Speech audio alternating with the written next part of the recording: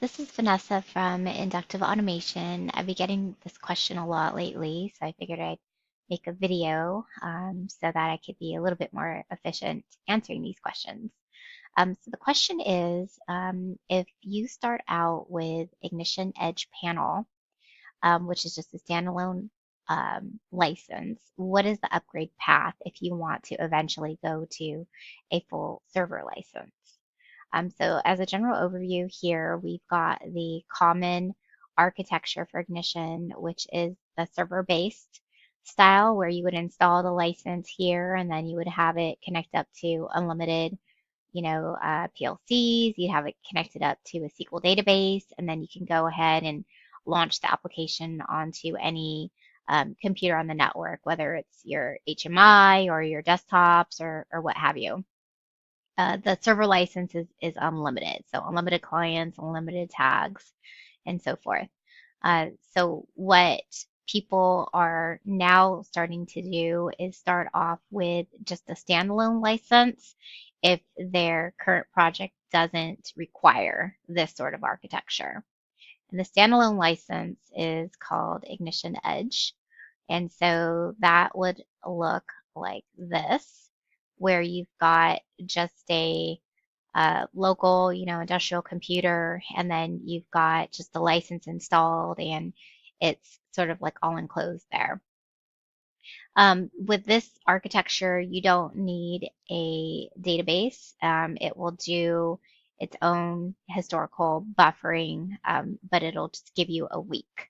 So you've got the trending, you've got real-time status and control, you've got your PLC connections, you've got on-screen alarming and a bunch of other features. So the question is, if you start here and then you want, say, more history, more than a week, you would connect it up to a database, which Edge doesn't do. So you need to essentially change that license into the more traditional license, um, which would include a set of modules to accomplish that. So what you are allowed to do is essentially trade in that Ignition Edge panel license, and then you can use that towards another sort of custom package, which would include the ability to connect up to a SQL database. So on the front end, you're going to need the Vision module, but you're going to probably want the limited edition.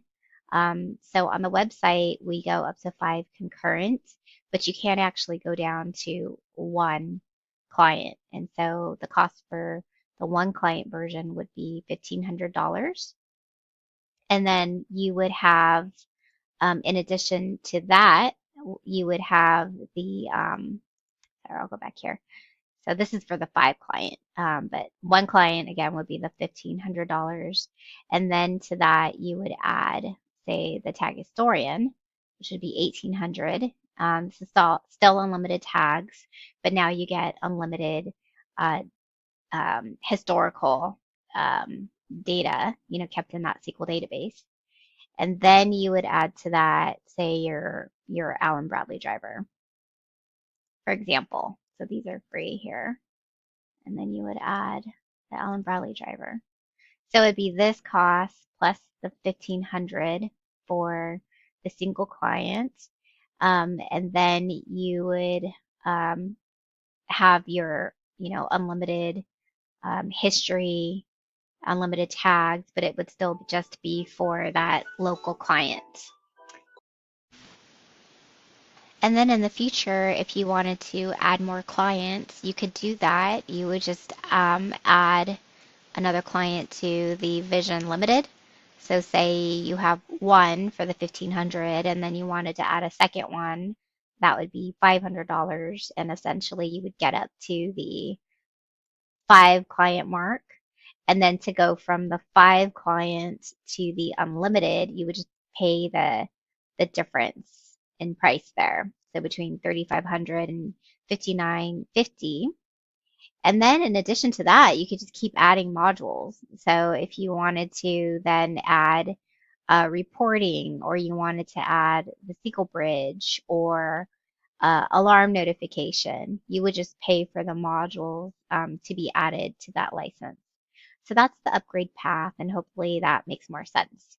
Another thing that you could do instead of actually kind of trading in that Edge panel license, you could keep the Edge panel license and then you could use it in an architecture where you've got essentially fallbacks out at the edge. So that architecture would look more like this, or actually, yeah, kind of like this, except that this has the store and forward with the enterprise, which is a whole nother topic there. But you have the edge panel out at the site, and then you would add a central server license, which could be like Ignition Pro or a custom package.